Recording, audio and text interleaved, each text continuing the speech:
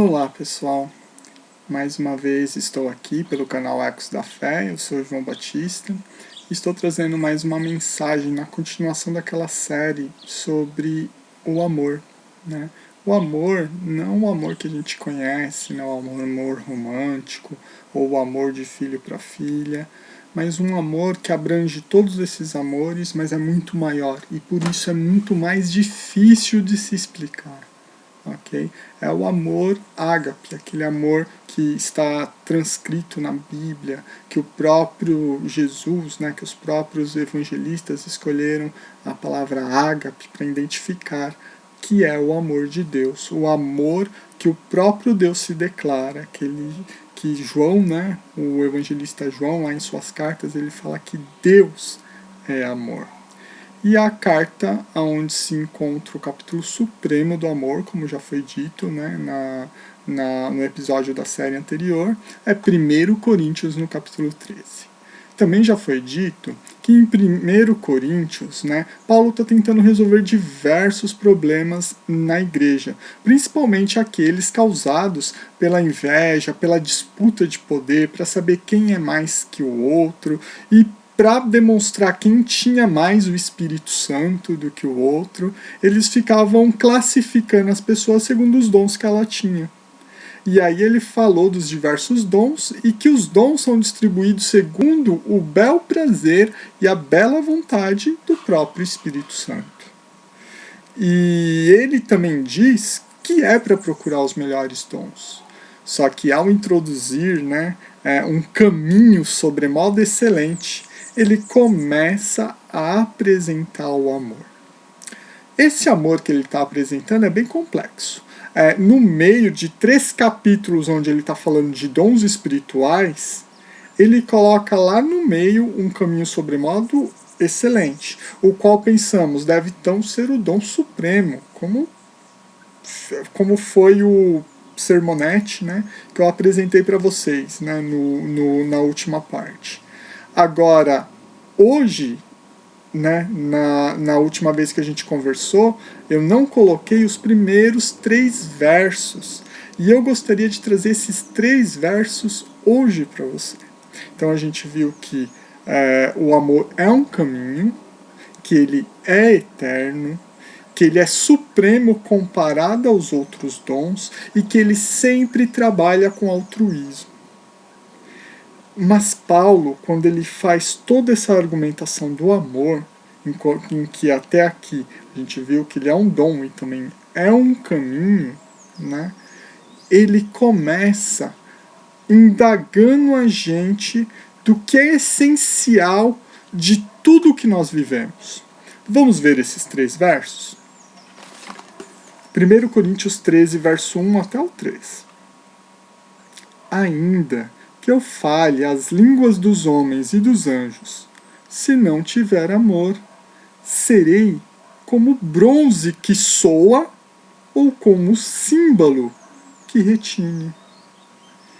Ainda que eu tenha o dom de profetizar e conheça todos os mistérios e toda a ciência, ainda que eu tenha tamanha fé a ponto de transportar montes, se não tiver amor, nada serei. Ainda que eu distribua todos os meus bens entre os pobres, e ainda que entregue o meu próprio corpo para ser queimado, se não tiver amor, nada disso me aproveitará. Olha que textos são esses. Olha, queridos, o amor, ele é essencial para a vida. Se algumas pessoas já tentaram pensar no sentido da vida, aqueles que leem a Bíblia já veem claramente o sentido da vida dado. O sentido da vida é amar. E aqui ele tenta mostrar que sem amor, nada do que nós somos capazes de fazer e que façamos tem qualquer valor. Por exemplo, no verso 1, tá mostrando muito claro que você pode ser muito útil, né? Como profetizar ou falar em línguas, que são os dons mais disputados ali na igreja de Coríntios. Inclusive no capítulo 14, ele se aprofunda no dom de profetizar e no dom de línguas. E ele fala, mesmo que eu fale a língua dos anjos, mesmo que eu profetize, não importa a luta que eu entre, não importa quem de nós sejamos o melhor, se nós não tivermos amor, nada disso vale a pena.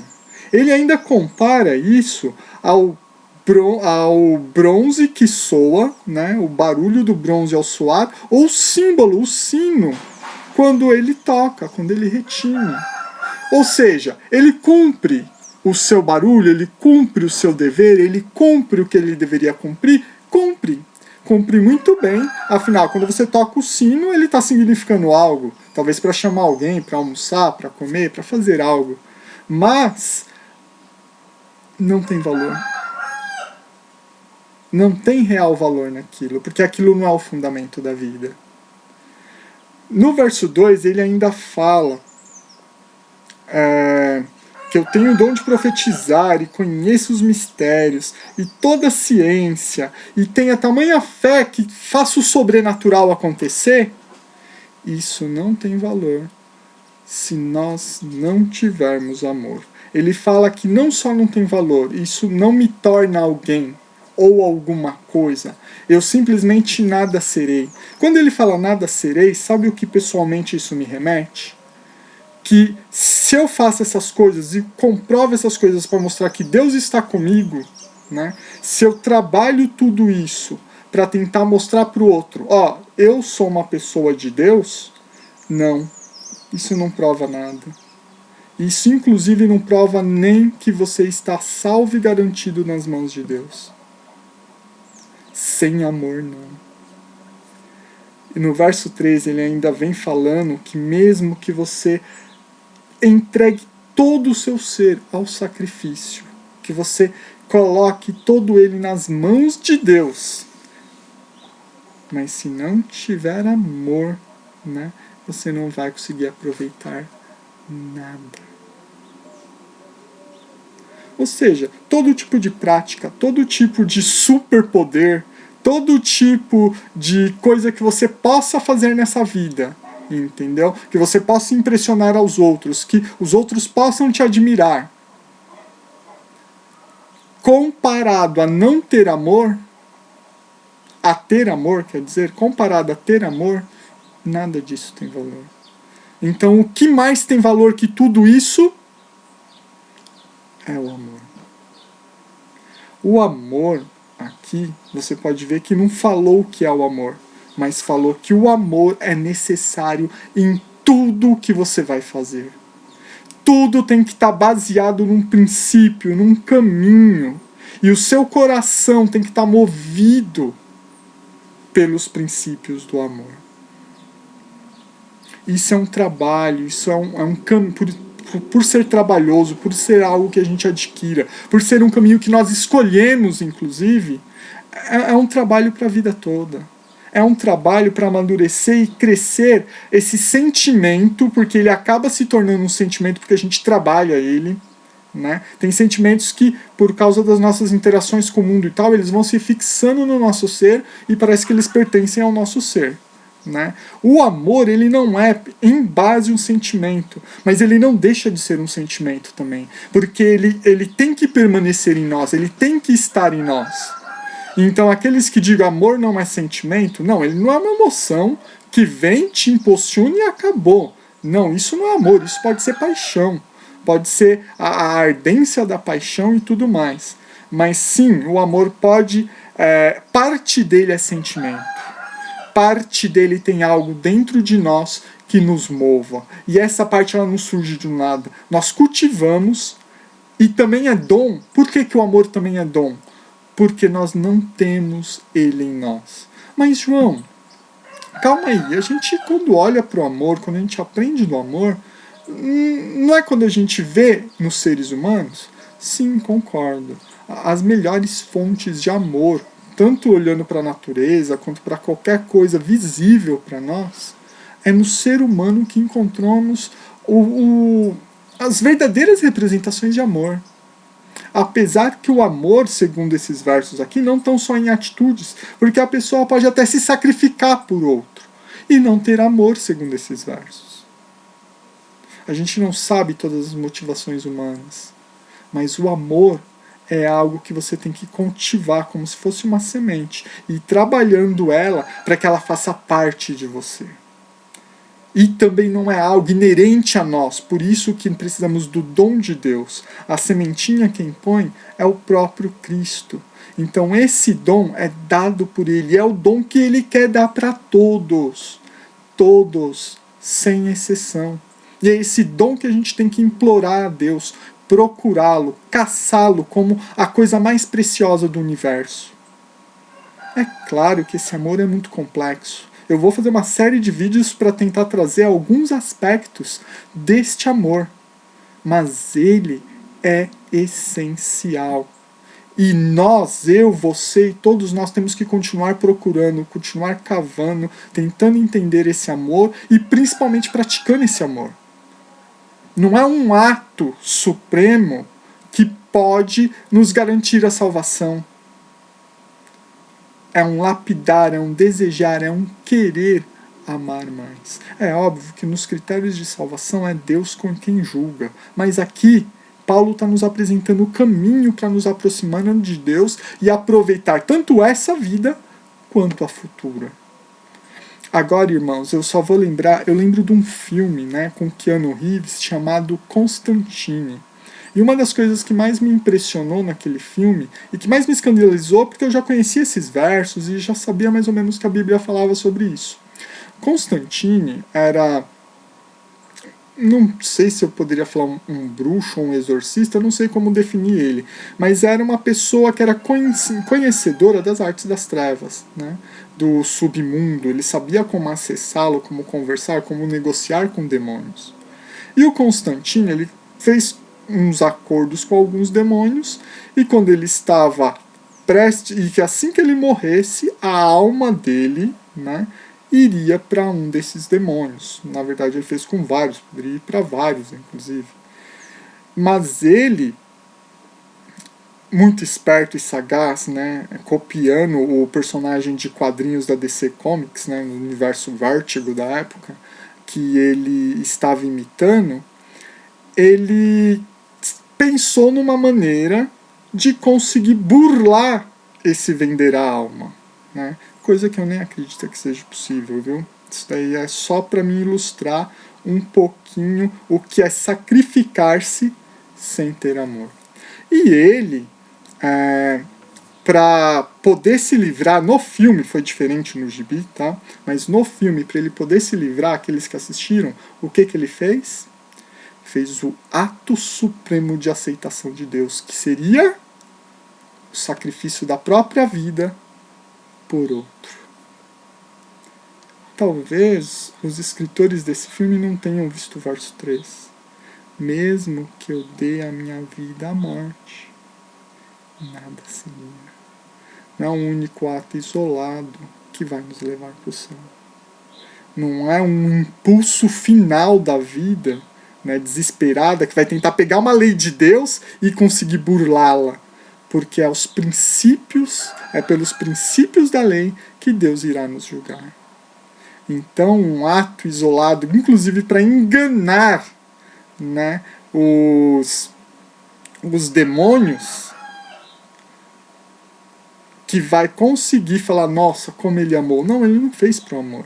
Ele fez para enganar e para não cumprir a sua palavra. Então, há vários motivos para as pessoas realizarem o que elas realizam. Motivos que muitas vezes nem elas reconhecem. Então, como eu muitas vezes sou falho, sou pecaminoso, tenho muitas dificuldades na minha vida, tenho muitas lutas, muitas vezes eu sou um péssimo testemunho de um cristão, mas eu sei qual é o meu dever de continuar procurando e amando. Talvez eu fale com amor em algum momento, mas eu já me recupero e olho lá na frente, sabendo que eu quero continuar crescendo no que Deus quer que cresça para mim, que é em amor. E Deus ele vai colocando misericórdia no nosso coração, ele vai nos ajudando a entender o outro, ele vai nos ajudando a se aproximar do outro. Lembrando sempre que a gente já estudou, o amor é altruísta, o amor é eterno, ele não acaba num instante. E o amor, ele é supremo, ele é o dom superior a qualquer outro dom. Eu gostaria de falar, antes de terminar, só um pouquinho sobre a questão do amor é eterno. Se você abrir no livro de Gênesis, você encontra aqui a história dos nossos primeiros pais, Adão e Eva. E quando Adão e Eva, a Eva comeu da maçã enganada pela serpente, Adão também comeu, mas não porque ele estava enganado, mas porque ele amava muito Eva e escolheu Eva no lugar de Deus. Foi o primeiro ato de Romeu e Julieta conhecido em todo o universo. Romeu e Julieta, realmente uma história lá que, quando Shakespeare escreveu ela, já tinha 1000 anos de idade. Então é uma história que é milenar, muito mais que milenar. Né? Então, Adão e Eva já demonstravam esse tipo de sacrifício pelo outro. E aí você poderia falar, foi por amor? Bem, pode ter sido, mas aqui não fala que o amor é eterno. Quando a gente dá prosseguimento à história e à narração bíblica, o que nós percebemos? Que assim que Deus aparece e chama o casal, parece que o medo faz o amor acabar. Sendo que o amor jamais acaba. João, por que isso então? Porque a fonte do amor é Deus. Não é algo próprio de nós. E através do Espírito Santo ele dá para todos. Ele dá para o ateu, ele dá para o espírita, ele dá para o homossexual, ele dá para mim, ele dá para você, ele dá para um bebê. Só que nós temos que continuar escolhendo cultivar essa sementinha que ele dá. Senão ela morre e ela acaba.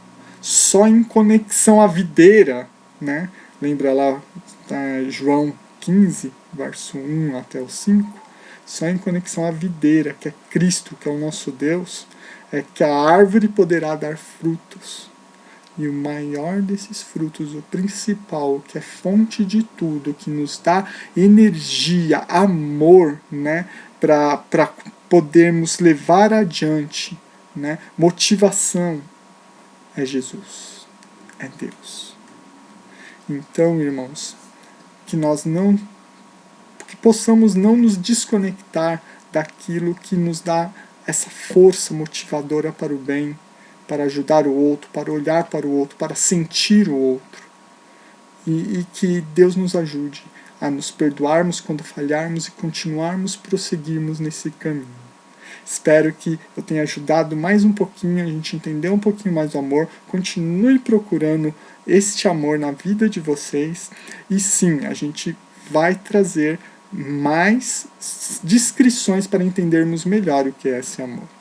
Até a próxima vez.